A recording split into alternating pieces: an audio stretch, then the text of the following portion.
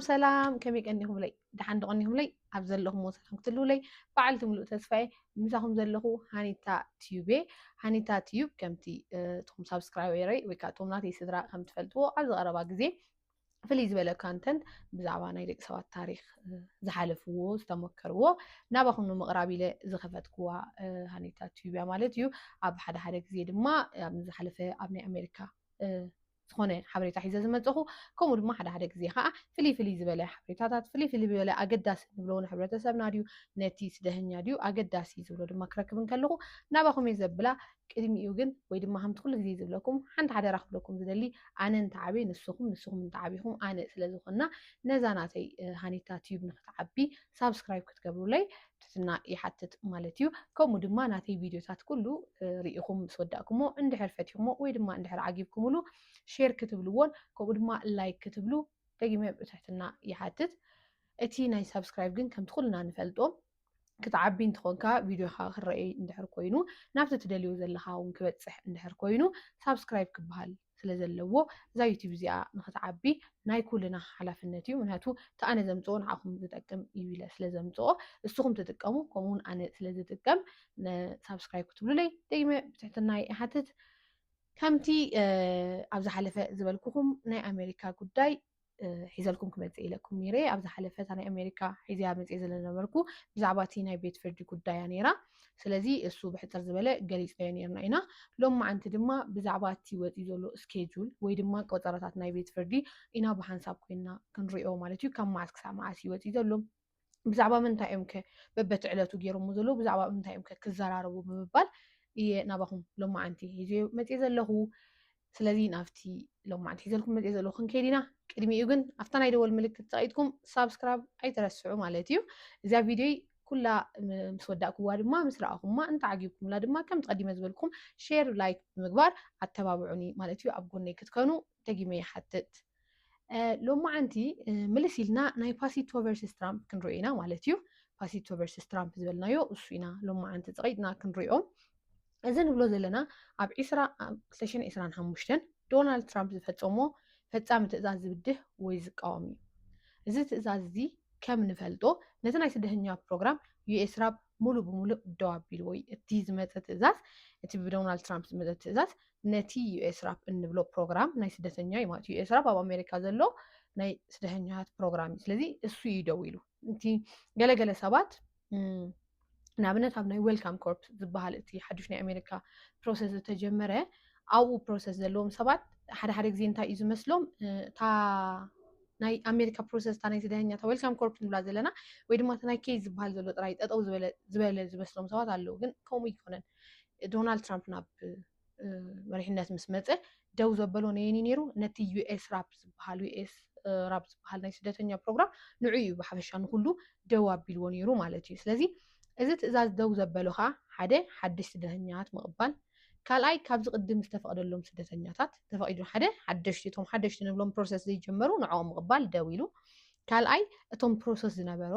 ወዲኦም ዝነበሩ ወይ ተፈቂዱሎም ዝነበሩ ንኣሜሪካ ከኣትዉ ንዖም ደው ኣቢልዎም ሳልሳይ ባጀት ማለት እዩ ነዘን ሰለስተ እዚአን ትእዛዝ ንብሎ ዘለና ትደው ኣብልዎ ዝብል ትእዛዝ ነዘን ሰለስተ እዚአን የጠቃልል ማለት እዩ ኣይኮነን ነዚኦም ሲ ነቶም ኩሉ ዝወድኡ ከማን ከም ንፈልጦ ደው ኣቢልዎም ኣሎ እዩ ይብለና ማለት እዩ ምንጪ ትክክል ኣሎ ኣይኮነን ደነዚ ሓደሽቲ ምቕባል ንብሎ ዘለና ነቶም ወዲኦም ኣብ በረራ ዝነበሩ እውን ደው ኣቢልዎም ማለት እዩ እዚ ክስ እዚ መን ይቕሪብዎ ይብለና ማለት እዩ እዚ ክስ እዚ መን ይቕሪብዎ ክሲ ብለካቲት 2025 ኣብ ሲያትል ፌደራል ቤት ፍርዲ እዩ ተመዝጊቡ ማለት እዩ ዝክሲ ስደተኛታት ካብ ኮንጎ ዝመፁ ፓሲቶ ሓዊስካ ነዚ ክሲ ዝመስረትዎ ዓበይቲ ስደተኛታት ዝድግፉ ትካላት ከም በዓል ቸርችስ ወርልድ ሰርቪስ ሂያስ ኢንተርናሽናል ሬፊጂ ኣሲስታንት ፕሮጀክት ዝበሃሉ ነዚኦም ሰለስተ ትካላትን ከምኡ ድማ ከምቲ ኣቀዲመ ዝበልኩም ፓሲቶ ዝበሃል ኣብ ኮንጎ ዝነበረ ስደተኛ ነዚኦም ሓዊስካ እዚኦም እዮም ነቲ ክሲ ኣቅሪቦሞ ማለት እዩ ነዚ ጉዳይ እዚ ዝሰምዖ ወይ ነዚ ጉዳይ እዚ ዝሓዞ ድማ ዳኛ ከዓ ጀማል ኤን ዋይት ሄድ ይበሃል ማለት እዩ ስለዚ ንቐፀልና ነዚ በብሓደ ክንሪኦ ኢና ማለት እዩ ጀሚርናዮ ዘለና በቲ ክሲ መን ከም ዘቕረቦ ጀሚርና ኣለና ኣቀዲመ እውን እንታይ እዩ እቲ ዶናልድ ትራምፕ መፂ ናብ ስልጣን ነይናይ ኢደው ኣቢሉ ድሕሪኡ ኸ ክሲ መን ኣቕሪብዎ ክንብል ፀኒሕና ከም ሳልሳይ ድማ መጀመርያ እንታይ እዩ ተፈጢሩ ይብለና ዳኛ ዋይት ሄድ preliminary injunction ተባሂሉ ዝፅዋዕ ግዝያዊ ናይ ቤት ፍርዲ ትእዛዝ ሂቡ እዚ ማለት ኢሉ ናይቲ እገዳ ሓደ ክፋላት ተኣጊዱ ሓደ ቀዲሞም ክጓዓዙ ዝተፈቀደሎም ስድራ ክጓዓዙ ተፈቂዱሎም እዚ ከም በዓል ፓሲቶ ማለት እዩ ፓሲቶ ነዚ ክስ ዝክምስስ ከሎ ኣብ ኮንጎ እዩ ነይሩ ድሓር ግን ምስ ተፈቀደሉ ምስ ስድርኡ ምስ ካልኦት ስደተኛታት እውን ክወፁ ክኢሎም እዮም ማለት እዩ ስለዚ ሓደ ካብኡ ዝንብሎ ዘለና ናይቲ እገዳ ሓደ ክፋላት ተኣጊዱ እዩ ካልኣይ ከዓ ሓደ ቀዲሞም ክጓዓዙ ተፈቀደሎም ስድራ ክጓዓዙ ተፈቂዱሎም መንግስቲ ብ12,000 ዝኣክሉ ሰባት ጉዳዮም ደው ኢሉ ነበረ ክቅፅል ተኣዚዙ ነይሩ ካብ ዝንብሎ ዘለና ዳኛ ዋይትሄድ ፕሪሊሚናሪ ኢንጃክሽን ተባሂሉ ዝፅዋዕ ግዝያዊ ናይ ቤት ፍርዲ ትእዛዝ ክህብ እንከሎ ነየናይ ሂቡ ካብቲ ሓደ እገዳታት ናይ ክፋላት ናይቲ እገዳ ተኣጊዱ ማለት እዩ ካብቲ ተኣጊዱ ዝነበረስ ዳኛ ከመሊሱ ኣጊድዎ ማለት እዩ ዝንዝስ ጌጋ ኢሉ ኣጊድዎ ማለት እዩ ካልኣይ ሓደ ቀዲሞም ክጓዓዙ ዝተፈቀደሎም ስድራ ክኸዱ እውን ተፈቂዱሎም ማለት እዩ በዓል ፓሲቶ ኢልና ፀኒሕና ሳልሳይ ድማ እንድሕር ትዝክሩ ኮይንኩም ምናልባት ኣብቲ ግዜቲ በዚ ጉዳይ እዚ ኣብ ሓበሬታ ኣብ ንለዋወጠሉ ዝነበርና ግዜ ዝነበርኩም ሰባት ድማ 12,000 ዝኣክሉ በረራ ወዲኦም ተፈቂዱሎም ንኣሜሪካ ክኣትዉ 12,000 ክሳብ 14,000 ዝኾኑ ዳኛ ንመንግስቲ ኣዚዝዎ ነይሩ እዩ ነዚኦም ተፈቂዱሎም ዝነበረ ኣብ በረራ ዝበፅሖም እሞ ኣውፃዮም ወይ ከዓ ክኣትውሎም ንኣሜሪካ ኢሉ ኣዚዝዎ ነይሩ እዩ ማለት እዩ ስለዚ እዚ እንታይ እዩ ነይሩ ሓደ ዓቢ ናይ ምጅማር ዕድል እዩ ነይሩ በቃ ተመሊሱ ንክጅምር ፕሮሰስ እቲ ዶናልድ ትራምፕ ደው ዘበሎ ተመሊሱ ንክጅምር ሓደ ዓቢ ዕድል እዩ ነይሩ ማለት እዩ ንኩልና ነቶም ደው ኢሉና ዘሎ ማለት እዩ መንግስቲ ግን ይግባይ ኣቅሪቡ ማለት እዩ መንግስቲ ነዚ ክቅበሎ ስለዘይከኣለ ይግባይ ኢሉ ማለት እዩ ናይ ቤት ፍርዲ መስርሕ ከዓ ከምቲ ትፈልጥዎ ግድን እዩ እቲ ናይ ይግባይ መስርሕ ስለ ዘሎ ሓደ ክስዕር እንከሎ ሓደ ይግባይ ይብል ሓደ ክስዕር እንከሎ ሓደ ይግባይ ስለዝብል ነዚ ኩሉ መንግስቲ ክገብሮ ስለዘይደለየ ይግባይ ኣቅሪቡ ማለት እዩ እቲ ጉዳይ ከዓ ናብ ዩናይትድ ስቴትስ ኮርት ኦፍ ኣፒልስ ፎር ዘ ናይንት ሰርኪት ተመሓላሊፉ ከምኡውን ብሓደ ሓለዋታት ተገዲቦም ስለዚ ሓደ ፎይታ ቀፂሉ ግን ኩሉ ኣይኮነን ማለት እዩ ሕጂ ብዛዕባ 2026 ሓድሽ ናይ ቤት ፍርዲ ቀፀሮ ኢና ክንዛረበሎም ማዓንቲ ሒዝናዮ መፂና ዘለና ብዛዕባ እዚ ናይ 2000 እዚ ክንዛረቦ ፀንሕና ኣብ 2025 ዝተገብረ እዩ ሎም ማዓንቲ ግን ብዛዕባ እዚ ኣብ 2026 ሓድሽ ናይ ቤት ፍርዲ ቀፀሮ ወፂኡ ዘሎ ብዛዕባኡ ክንዛረብ ኢና መፂና ዘለና ሓደ እቲ ዝሓለፈ ሓሊፉ እዩ ኦልሬዲ እቲ ንዓና ዘገድሰና እቲ ብሕጂ ሰዓት ዘሎን ብሕጂ ክኸውን ዝግብኦን ወይ ከዓ ክኸውን ዘለዎን እዩ ንዓና ዘገድሰና ስለዚ ኢና ሃሎም ማዓንቲ ብዛዕባ ኣብ 2026 ወፂኡ ዘሎ ቆፀሮታት ናይ ቤት ፍርዲ ከመይ እዩ ኣብ ምንታይ ዘተኮረ ኢልና ሎም ማዓንቲ ንዑ ሒዝናዮ መፂና ዘለና ማለት እዩ ለኩም ነይረ እቲ ሊንክ ሪኢኹም ክትኮኑ ተስፋ ገብር ኣብ ዲስክሪፕሽን ተቐሚጡ ነይሩ ወላ እውን ኣብ ቴሌግራም ግሩፕ ሶት ሊንክ ሪኢኹም ክትኮኑ ተስፋ ገብር ባዕልካ ሪኢኻ እውን እቲ ናይ ኮርት እቲ ናይ ቤት ፍርዲ ቆጠራታት እንታይ ይብል ኣሎ ክትሪእዎ ስለትኽእሉ ማለት እዩ እዚ ጉዳይ ብሓፈሻ ናብ መጨረሻ ከም ዝቐረበ እዩ ዘርኢ ክንሪኦ ከለና እቲ ናይ ቤት ፍርድታት ቆፀራ ወላ ሕጅም ንዓኹም ደጊመ ክሪኢ ከንብበልኩም እየ ወይ ከዓ እንታይ እዩ ዝብል እንታይ ትሕዝቱ ምስ ረኣኹሞ እቲ ጉዳይ ናብ መጨረሻ ከም ዝቐረበ እዩ ዘርኢ ተስፋ ንገብር ድማ ክሳብታ መወዳእታ ኢሎማ ዘለዎ ግዜ ሓደ ፍታሕ ክመፀልና ማለት እዩ ስለዚ እቲ ቆፀራ ካብ መዓስ እዩ ዝጅምር ሕጂ ከነገረኩም ማለት እዩ ካብ መዓስ እዩ ክጅምር ካብ መጋቢት 2026 እዩ ክጅምር መጋቢት ማለት ሕጂ ለካቲት ወዲእና ዘሎ ማርች 2026 እዩ ክጅምር ማለት እዩ ቆፀራ ኣብ መጋቢት 2026 ስለዚ ኣብ መጋቢት 2026 እታ ናይ መጀመርታ ቆፀራ ዘላ እንታይ እያ ሒዛ ዘላ ወይ እንታይ ትሕዝቶ እያ ሒዛ ዘላ እንተኢልና ናይ ምድላው ደረጃ እዩ መርትዖ ምእካብ መወዳእታ ግዜ ይኸውን እዩ ናይ ክኢላታት ወይ ሰብ ሞያ መሰኻክር ምግላፅ ናይ ሕጊ ተኸራኸርቲ ናይ መወዳእታ ምድላው ግዜ እዚአን ሰለስቲአን ኣጠቃሊላ ክትመፀና እያ ማለት እዩ መጋቢት ነዚኣ እዮም ፈልዮም ዘለዎ ግዜ ማለት እዩ እዚ ድማ ናይ ክልቲኦም ወገናት ሕጋዊ ስትራተጂኦም ኣብ ዘስሕልሉ እዋን ማለት እዩ ናይ ክልቲኦም ወገናት እቲ ንሶም ሒዞም መቕሪቦም ዘለዉ ብክልቲኦም ወገናት ዘለዉ ዝዳለውሉ ግዜ ኮይኑሎ ማለት እዩ ከምዚ ክብለኩም ፀንሕኩተን ሰለስተ ዘንበብኩልኩም ንዕአን እዩ ማለት እዩ ናይ መጋቢት ድሕሪኡ መጋቢት ምስ ወድኡ ሰነ 5 2026 ጁን 5 2026 ከዓ ኣለዎም ማለት እዩ እዚ ዲስካቨሪ ዕፆ ብለካ ዲስካቨሪ ማለት መርትዖ ወይ ጭብጢ ምእካብ ናይ መንግስቲ ሰነዳት ምምርማር ብማሕላ ሕቶታት ምምላስ ናይ ሰብ ሞያ ፀብፃብ ስለዚ ኣብ ሰነ 5 ከዓ እዘን ዝብለኩም ዘለኹ ከዓ ክህልዋየን ማለት እዩ ቤት ፍርዲ ካብዚ መዓልቲ ንዳሓር ኢሉ ሓድሽ ፀብፃብ ወይ መርትዖ ጭብጢ ምውሳኽ ኣይከኣልን እዩ ካብዚ ንዳሓር ካብ ሰነ መጋቢት ቀዲምና ነጊረኩም ፀኒሐ እንታይ ከም ዘሎ ሰነ መሓቢሮምና ኣለዉ ድሕሪ ዘን ክልተ ተዋርሕ ግን ዝኾነ ዓይነት ጭብጢ ምውሳኽ ወይ ከዓ መርትዖ ምውሳኽ ሓድሽ ዝተባህለ ነገር ምውሳኽ ኣይከኣልን እዩ ማለት እዩ ብድሕሪ መጋቢት ኢሎም ሰነ ምስ በሉ ድሕሪኡ ሓምለ 2026 ከዓ ቆፀራ ሳልሳይ ቆፀራ ኣሎ ማለት እዩ እዚ ከዓ ከቢድ ናይ ምክርኻር ደረጃ ወይ ዓበይቲ ደረጃ ምንቅስቃሳት ይበሃል ወይ ከዓ ኢልና ክንገልፆ ንኽእል ኣብቲ ኔክስታይ ከምኡ ኢሉ ኣቐሚጥዎ ዘሎ ማለት እዩ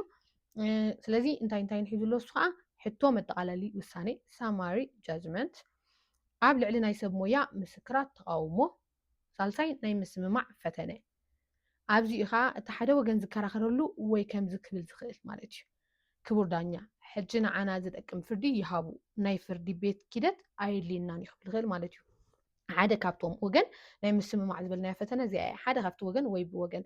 ዶናልድ ትራምፕ ምምሕዳር ደሎ ወይ ድማ ብወገን ቶም ከሰስቲ ማለት ወይ ብእቶም ከሰስቲ ወይ ድማ በቶም ወገን ተከሰስቲ ሓደ ወገን እንታይ ክብል ይኽእል ኢልና ክቡር ዳኛ ዝሕጂ ተዋሂቡ ዘሎ ወይ ዝሕጂ ንዓና ዝጠቅም ፍርዲ ሃቡና ካልእ ናይ ቤት ፍርዲ ቆፀራታት ወይ ከዓ ናይ ቤት ፍርዲ ሂደት ኣየድልየናን እዩ ክብል ይኽእል እዩ ማለት እዩ እዚ ግዜ እዚ እንድሕር ዳኛ ነፂግዎ ከዓ እቲ ጉዳይ ይቕፅል ማለት እዩ ዳኛ እንተዘይተቐቢልዎ ነቲ ሓሳብ ከዓ እቲ ጉዳይ እንታይ ክኸውን ክቕፅል እዩ ማለት እዩ ብድሕሪኡ ድሕሪዚ መስከረም 1 2026 ማለት እንታይ እንታይ ኢልና ነርና ማዓስ ኣለዎም ኢልና ነርና መጋቢት ኣለዎም ኢልና ሰነ ኢልና ካልኣይ ማለት እዩ ሓምለ ሳልሳይ መስከረም 1 ካ ራብዓይ ማለት እዩ መስከረም 1 2026 ወይ ከዓ ሰፕተምበር 1 2026 ናይ መወዳእታ ናይ ፍርዲ ዋዕላ ይብለና ማለት እዩ ስኻ ዳኛ ምስቶም ጠበቃታት ዝራኸበሉ ማለት እዩ ስለዚ ከም ዝመስለኒ ኣብ መስከረም ዘሎ ግዝያት ብኣካል ዝራኸብሉ ኮይኑ ይስማዓኒ ማለት እዩ ዝቅድሚ እዩ ዘሎ ዘይኮነ ኣብ መወዳእታ ግን ብኣካል ተራኺቦም ዝዘራረብሉ ይመስለኒ ማለት እዩ ናይ መስከረም ግዜ ዳኛ ምስቶም ጠበቃታት ዝራኸብሉ ማለት እዩ መዓስ እዩ ዝኸውን ዘሎ ኢልና መስከረም 1 2026 ማለት እዩ ካብዚ ኣብ መስከረም 1 ምስ ተራኸቡ ዳኛ ምስቶም ጠበቃታት ምስ ተራኸበ ናይ ፍርዲ ቤት ኣወዳድባ ናይ ጭብጢ ወይ መርትዖ ዝርዝር ምስክርነት ናይ ፍርዲ ቤት ቆፀራ ወይ ከዓ መደብ ማለት እዩ ቆፀራ መደብ ማለት እዩ እዚአን ከዓ መዓስ ክካየደን ኣብ መስከረም 1 2026 ማለት እዩ ብድሕሪ ናይ መወዳእታ ኣብ ትውፅኦሞ ዘለዉ እታ መወዳእታ ዘላ መስከረም 8 2026 ካብ መጋቢት ክሳብ መስከረም 8 2026 ከምቲ ዝኸድናዮ ኣይ ቲንክ 5 እየን መስለኒ 5 ቆፀራታት እዮም ኣቐሚጦም ዘለዉ ማለት እዩ እታ ናይ መወዳእታ ኣብ መስከረም 8 2026 ማለት እያ ሰፕተምበር 8 2026 ማለት እዩ ናይ ቤት ፍርዲ ወንበር ይጅምር ይብለና ክሳብ 5 ክሳብ 7 መዓልቲ ክወስድ ይኽእል እዩ እዚ ትዛዕበየ እዩ ማለት እዩ እዚ ትሶም ተራኺቦም ኣብ መስከረም 8 ተራኺቦም ዝገብርዎ ናይ ቤት ፍርዲ መንበር ይጅምር ዝበሎ እዚ ካብ 5 ክሳብ 7 መዓልቲ ክወስድ ይኽእል እዩ ኣዝዩ ዝዓበየ ክስታይ ይብለና እቲ ሂዩጅ ይብለና ማለት እዩ እዚ ቤት ፍርዲ ወንበር እዚ ማለት እዩ ቤት ፍርዲ መንበር እዚ እዩ ማለት ወፃ ወይ በደል የለን ዳኛ ጥራዩ ውሳነ ዝህብ ይብለና ማለት እዩ ዳኛ ይምርምር ናይ 1980 ስደተኛታት ሕጊ ናይ ፌደራል ምምሕዳራዊ ሕጊ ሕገ መንግስት እታት ዳኛ ይምርምር ማለት እዩ ካብዚ እንዳሓር ናይ መጨረሻ ውሳኔ ዳኛ ይህብ ይብለና እዚ ስለምንታይ ናይ ብሓቂ ምዕባለ ኮይኑ እዚ ክንብሎ ፀንሕና ብምሉኡ ካብ መጋቢት ኢልና ፀኒሕና ሰነ ሓምለ ኣብ መስከረም ድማ ክልተ ኣለዋ ሓንቲ መስከረም 1 ሓንቲ መስከረም 8 ማለት እዩ እዚ ኩሉ ስለምንታይ ናይ ብሓቂ ምዕባለ ኮይኑ ስለዚ ኣብዚ ቀዲመ ዝገለፅኩልኩም ኣብ ነፍሲ ወከፍ ወርሓት ኣውፅኦመን ዘለዉ ኣብ ገሊኡ ዕለት ተጠቂሱሎ ኣብ ገሊኡ እኳ ዕለት የለን ግን ተነፍሲ ወከፍ ወርሓት ተገሊፀን ዘለዋ ምስአን ከዓ እንታይ እዩ ክካየድ ገሊፆም ኣለዉ ማለት እዩ ስለዚ ዝኩሉ ነገራት ገይሮም ኣብ መወዳእታ ናይ መጨረሻ ውሳኔ ዳኛ ይህብ ዝበልናዮ ኣብ መስከረም 8 እዩ ከም ዝመስለኒ ብድሕሪኡ ድሕሪ ሰማሚዖም ናብቲ ዝቕፅል ቤት ፍርዲ ዝዓበየሉ መስለኒ ናብኡ ይኸዱ መስለኒ ከምኡ ክኸውን ዝኽእል ተስታይ ክሳብ ሽዑ ዳ እግዚአብሔር ሰላም ይጽናሐና ካብኡ እኒው ዘሎ ብሓባር ኮይና ንሪኦ ይኸውን ማለት እዩ እዚ ግን ኣብ መወዳእታ እዚ ስለምንታይ እዩ ናይ ብሓቂ ምዕባለ ኮይኑ ይብለና እቲ ጉዳይ ኣይተዓፅወን ሓደ እቲ ምንዓና ሕጂ ምዕባለ ኮይኑ ዝረአየና ዘሎ ወይ ድማ ምዕባለ ኢልና ንኣምነሉ እቲ ጉዳይ እንተዝዕፆ ነይሩ ሓደ ከሰስቲ ተኸሰስቲ ኣይምነበረን ናይ ቤት ፍርዲ ዝበሃል ቆፀራ ኣይምነበረን ነዝታት ኣይምነበረን ስለዚ ሓደ ካብኡ እንታይ የርእየና ኣሎ እዚ ጉዳይ እዚ ኣይተዓፅወን ብዙሓት ሰባት እዚ ጉዳይ ዝተዓፅወ ስለዝመሰሎም እዚ ጉዳይ ዝተረፈ ስለዝመሰሎም ብዙሕ ካልእ ውሳነታት ዝወሰኑ ናብ ካልእ ቦታታት ዝኸዱ ብዙሕ ካልእ ተስፋ ምቁራፅ ዘርኣዩ ሰባት ክህልው ስለዝኽእሉ እዚ ነቶም እንጂ ብዚ ሰዓት እዚ ተስፋ ክገብሩ ዘለዎም ወይ ከዓ እቲ ምዕባለ እንታይ ይመስል ክሪእዎ ዘለዎም ማለት ሓደ ሰባት ቤት ፍርዲ ቆፀራ ኣሎ ወይ ከዓ ቤት ፍርዲ ክትብሎም ከለካ ምንም ዘይመስሎም ክኸውን ይኽእል እዩ ወይ ከዓ ወላ ሓንቲ ምዕባለ ዘይብሉ ወይ ከዓ ወላ ሓንቲ ጥቕሚ ዘይብሉ ክመስል ይኽእል እዩ ስለዚ ሓደ ካብኡ እንታይ እዩ እቲ ጉዳይ ከም ዘይተዓፅወ ወይ ከም ዘይተወድአ የርእየና ኣሎ ማለት እዩ እቲ ንግዚኡ ደው ዝበለ ጠቕሊሉ ደው ከም ዘይብል የርእየና ኣሎ ማለት እዩ ስለዚ ሓደ ካብኡ እቲ ጉዳይ ኣይተዓፅወን ቤት ፍርዲ ብከቢድ ይከታተሎ ኣሎ ቤት ፍርዲ ከምዚ ንሪኦ ዘለና ብከቢድ ሒዝዎ ኣሎ ይከታተሎ ከዓ ኣሎ ማለት እዩ ሙሉእ ናይ ሕጊ ውሳነ ክህሉ እዩ ግድን እዩ ሙሉእ ናይ ሕጊ ውሳነ ክህሉ እዩ ቤት ፍርዲ እንድሕር በፂሕካ ኣብ መወዳእታ ክንዲ ዝወሰደ ግዜ ይውሰድ ናይ ሓዲኡ ወገን ስዒሩ ናይ መወዳእታ ውሳነ ክህሉ ግድን እዩ ማለት እዩ ስደተኛታት እንደገና ዕድል ኣለዎም ካብ ይብለና ትክክል እዩ ምክንያቱ እቲ ክሲ ወይ ብትከሰስቲ ወይ በቲ ትክክል ክንሪኦ እንከለና ከይገፍሓና ግን ስደተኛታት ዕድል ክህልዎም እንደገና ይኽእል ወይ ከዓ ኣለዎም እውን ይብለና ማለት እዩ እንድሕር ከሰስቲ ተዓዊቶም ኣብ 2026 ማለት እዩ ኣብዚ ሕጂ ንብሎ ዘለና ኣብ 2026 እንድሕር ከሰስቲ ተዓዊቶም እቲ እገዳ ካብ ሕጊ ወፃኢ ክበሃል ይከኣል ሓደ እቲ እገዳ ዝተገብረ ካብ ሕጊ ወፃኢ ይበሃል ካልኣይ ሙሉእ ብሙሉእ ጉዳይ ስደተኛ እንደገና ክጅምር ይኽእል ሳልሳይ ባጀት ዳግማይ ክስላዕ ወይ ክምለስ ይኽእል ራብዓይ ብሓሻት ዝቁፀሩ ኣብ ዝተፈላለየ ሃገር ዘለው ዝተፈቀደሎም ስደተኛታት ክኣትዉ ይኽእሉ ማለት እዩ ይብለና እዚ እንታይ እዩ እንድሕርቶም ከሰስቲ ወይ ከዓ እቶም ጎኒ ስደተኛታት ንብሎም ዝነበረና ግለሰባት ውልቃዊ ሰባት ዝመሰረቱ ትክስን ከምኡ እቶም ትካላት ዝበልናዮም እዚኦም እንተተዓዊቶም እዚ ዝመስል ለውጢ ክንርኢ ንኽእል ወይ ዝመስል ውሳነ እዩ ክወሃብ ማለት እዩ መንግስቲ እንተሲዒሩ ኸ መንግስቲ ምናልባት እቲ ተኸሳሲ ኣካል ኮይኑ ዘሎ ብዚ ሕጂ መንግስቲ እዩ ስለዚ መንግስቲ እንተሲዒሩ ኸ እንታይ ከጋጥም ይኽእል እገዳ ክቕፅል ይኽእል እቲ ዘሎ እገዳ ስቲል ከም ዘለዎ ክቕፅል ይኽእል እዩ ካልኣይ ናይ ፈፃሚ ስልጣን ይስፋሕፋሕ ማለት እዩ ኣብ መንጎ ክልቲኦም እዚ ጉዳይ ዓብ ናይ ሕጊ መለክዕ ከዓ ይኸውን ማለት እዩ ኣብ መንጎ ክልቲኦም እዚ ጉዳይ እዚ ዓብ ናይ ሕጊ መለክዕ ክኸውን ይኽእል እዩ ይብለና ኣብዚ እንታይ ይብለና ብድሕሪ እዚ ኩሉ ዝብራህኩልኩም ንዝፅበዩ ስደተኛታት እንታይ ማለት እዩ ዝንብሎ ዘለና ነዞም ናይዚ ፕሮሰስ ተፀበይቲ ኮይኖም ዘለው ወይ ድማ ሓድሽ ፕሮሰስ ንምጅማር ዝፅበዩ ዘሎ ብሓፈሻ ነቶም ተፀበይቲ ናይዚ ጉዳይ ስደተኛታት ዝንብሎ ዘለና እንታይ ማለት እዩ እዚ ጉዳይ እዚ ሓደ ሓደ ስድራ ክመፁ ኣኽኢልዎም እዩ ወይ ናብ ኣሜሪካ ክኣትዉ ኣኽኢልዎም እዩ ከም ተቀዲምና ዝበልናዮ ፓሲቶ ምስ ስድርኡ እቲ ዕለት እኳ ብልክዕ እንተዘይዘከርኮ ግን ኣብ ዝሓለፈ ናይ 2025 ግዜያት ፓሲቶ ምስ ስድርኡ ናብ ኣሜሪካ ክኣቱ ኣኽኢልዎ እዩ ዓይና እዩ እዚ ጉዳይ እዩ ብምንታይ ፓሲቶ ክኣቱ ክኢሉ በቃ ፓሲቶ ቨርሰስ ትራምፕ ዝበሃል ክሲ ኣትዩ በቲ ክሲ ስለዝሰዓረ በቲ ንሱ ዘቕረቦ ፓሲቶ ክኣቱ ክኢሉ ማለት እዩ ስለዚ እንታይ እዩ ዘርእየና እዚ ሕጂ እዚ ከምዚ ነገር ዝምግጣሙ ኣብ መንጎ እንታይ የርእየና እቲ ፕሮግራም ፈፂሙ ኣይሞተን ይብለና ሓቂ እዩ ምክንያቱ እቲ ፕሮግራም ፈፂሙ እንተዝሞት ነይሩ ፓሲቶ እንኳን ክኣቱ ይክእልን ነይሩ ምክንያቱ ፓሲቶ ከማይን ከማኹምን ስደተኛ እዩ ነይሩ ፕሮሰስ ዝፅበ ማለት እዩ ስለዚ ፓሲቶ እውን ክኣቱ ይምኻለን ሶ እቲ ጉዳይ ወይ እቲ ፕሮግራም ፈፂሙ ኣይሞተን ካልኣይ ናይ ሕጊ ባእሲ ወይ ግጭት ገና ይቕፅል ኣሎ እቲ ናይ ሕጊ ነንሕዶም ግጭት ዝገብሮ ዘሎ ወይ ናይ ሕጊ ዝካየድ ዘሎ ንሱ ይቕፅል ኣሎ ብለና ሳልሳይ እንደገና ናይ ምኽፋት ተስፋ ኣለዎ ይብለና ማለት እዩ ስለዚ እዚ ዝበልናዮ ቀዲምና ዘርእየና እዚታት ይመስል ማለት እዩ ጉዳይ ኣይተወድአን ናብ ውሳኔ ይቃረብ ኣሎ እዚ ዓብይ ጉዳይ እዩ ከምቲ ቀዲመ ዝበልኩም ዓብይ ጉዳይ እዩ ስለዚ ካባይ ወፃኢ ወይ ካብቶም ካልኦት ሰባት ሓበሬታ ዝህቡና ዝህብኩም ወፃኢ ድማ እዚ ጉዳይ እዚ ኣበይ ክትከታተልዎ ትኽእሉ ማለተይ ምናልባት ባዕልኩም ርኢኹም ስለዝወፅእ ሓድሽ ኢንፎርሜሽን እንዳረኣኹም ብዙሕ ካባይ ከይተፅምኹ ወይ ካብ ካልእ እቲ ኢንፎርሜሽን ብቐረባ ክትከታተልሉ ትኽእሉ ቦታ ድማ ወይ ከዓ ትኽእሉ ናይ ሞባይል ቦታ ማለት እዩ እዚ ፅበይ ዘለዎ ወይ ዝተጎድኡ ስደተኛታት በዚ ጉዳይ ምክታተሉ ክእሉ ሓደ ኢንተርናሽናል ሬፊጂ ኣሲስታንት ፕሮጀክት ሬፊጂ ራይትስ ዳት ኦርጋናይዜሽን ሂያስ ቸርች ወርልድ ሰርቪስ ኣብዘን ሰለስተ ኣትይኹም ኣብ ጉግል ወይ ክሮም ኣትይኹም እዚአን እንድሕር ሰርች ጌርኩም ቀዳመይቲ እንታይ ኢለኩም ነይረ ኢንተርናሽናል ሬፊጂ ኣሲስታንት ፕሮጀክት ሬፊጂ ራይትስ ዳት ኦርጋናይዜሽን ማለት እዩ ኣብ ብራኬት ሬፊጂ ራይትስ ዳት ኦርጋናይዜሽን ኣብ ዲስክሪፕሽን ክገድፈልኩም እዚአን ማለት እዩ ካልኣይ ኣብ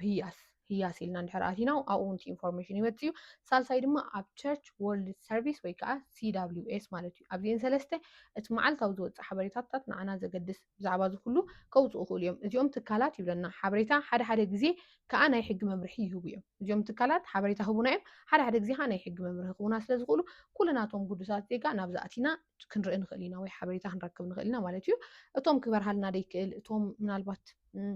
ናይ ቋንቋ ሽግር ክህሉ ይኽእል እዩ ወይ ድማ እውን ላዕልካ ናይ መብርሂ ሽግር ኣሎ ሕጂ ኣነ ብዓቕመይ ከምፅኦ ፈቲነ እምበር ናይ ቤት ፍርዲ ብፍላይ ብጣዕሚ ከቢድ እዩ ናይ ቤት ፍርዲ ከም ኣነ ሓደ ዝተምሃረ ናይ ከምኡ ሰብ ክዛረበሉ እንከሎ ይቐልል ዝብል ርድኢት ኣለኒ ስለዚ ከምኡ መብርሂ እትደልዩ ድማ ከም ኣነ ወይ ከምኡ ከማይ ዝኣመሰሉ ኣብዚ ዩቲዩብ ዲ ወይ ናይ ቴሌግራም ዲ ወይ ካልእ ክዘርጋሕ እንከሎ ድማ ኣቲና ክንከታተል ንኽእል ኢና ማለት እዩ ካብዚ ወፃኢ ግን እቶም ብውልቅና ክንሪኦ ንኽእል ኢና ትብሉ ኣብዘን ሰለስተ ዝበልኩኹም ኣቲኹም ክትርእይዎ ወይ ክትከታተልዎ ትኽእሉ ኢኹም መዓልታዊ ብፍላይ ኣብ ቸርች ወርልድ ሰርቪስ እንድሕር ዋላ ኣብቲ ኢሜይል እንድሕር ናቶም እንታይ እዩ ዝበሃል ጌርኩሞ ኣብኡ ሕጂ መዓልታዊ ኢንፎርሜሽን ይወፅእ በብዕለቱ ካብ ሶኒ ክሳብ ሓሙስ ኣይ ቲንክ ካብ ሶኒ ክሳብ ሓሙስ መዓልታዊ ሓበሬታታት ይወፅእ ማለት እዩ ስለዚ ኣብዚ ኣቲና ክንከታተል ንኽእል ኢና እዚ ንስደተኛታት ናብ ኣሜሪካ ንምእታው መጨረሻ ኣይኮነን إذن متعينا وين قدمينا زوسنلنا ناي حقي وقيو لنا مالتي زي سدهنيات ناو أمريكا متاو بجرشتنا أيكونن انتي دا إذن متعينا وين قدمينا زوسنلنا ناي حقي وقيو مالتي زي حجن بلوزلنا بجرش أيكونن انتي دا ناي حقي وقيو نعنا نموسانة مالتي نعنا نمودات نمبصح ዝካየድ ዘሎ እዩ ማለት እዩ ስለዚ ሓቢርና ምክትታልና ኣይነጓርፅ ክሳብ መስከረም ዘሎ እንታይ ከም ዝቕየር እንዳረኣናዮ ክንከይድ ኢና ኩልና ብሓንሳብ ኮይና መስከረም 2026 ኩሉ ክቕይር ዝኽእል እዩ ብለና ማለት እዩ እንግዲህ ኣነ እውን ትርዲኢተይ ከምኡ ዝብል ርዲኢት እዩ ዘለኒ እዚ ከምበልኩም ፀናሕኩ ወይ ክብለልኩም ፀናሕኩ ካብቲ ምንጭታት ዘውፅኽዎ ከምኡ ድማ ተኣነ ዝተረዳእኩ ወይ ዝተገንዘብክዎ ከዓ ብሓንሳብ ኣጠቃላሊ ዘምፅኹ እዩ ማለት እዩ ስለዚ ብትክክል እዩ ኣብ 2026 ሓደ ዓብ ናይ ተስፋ ብርሃን ይረአ ኣሎ ማለት እዩ ምክንያቱ ቤት ፍርዲ ንባዕሉ ምጅማሩ ኣብ ቤት ፍርዲ ክትዕ ምካያዱ ወይ ከምዚ ንብሎ ዘለና ድማ ብሰሪር መሓዞም ጥራይ ነቲ ስደተኛ ብዙሕ ፍታሕ ክመፅኦ ይኽእል እዩ ዝብል ግምት ኣለኒ ስለዚ ንሕና ድማ ብዝተኻለ መጠን ኣብቲ ናይ ቸርች ወርልድ ሰርቪስ ብፍላይ ዘውፅዎ ኣሎ ብዙሕ ንፍርሞ ፈሪምና እንልእኾ ነገራት ኣሎ እውን ይብሉ ነይሮም እዮም ቅድሚ ሕጂ ምናልባት ጠጠው ኢሉ ክኸውን ይኽእል እምበር እቶም ናትና ስፖንሰራት ወይ ቲ ኣሜሪካ ዘሎ ኩሉ ብኣሜሪካ ዘሎ ቅዱስ ዜጋ ነቶም ኣብ ቦትኡ ዘለዉ ሴኔተራት እናደወለ ናቶም ኣብ ስቴት ዘለው ቅድሚ ሕጂ ብዙሕ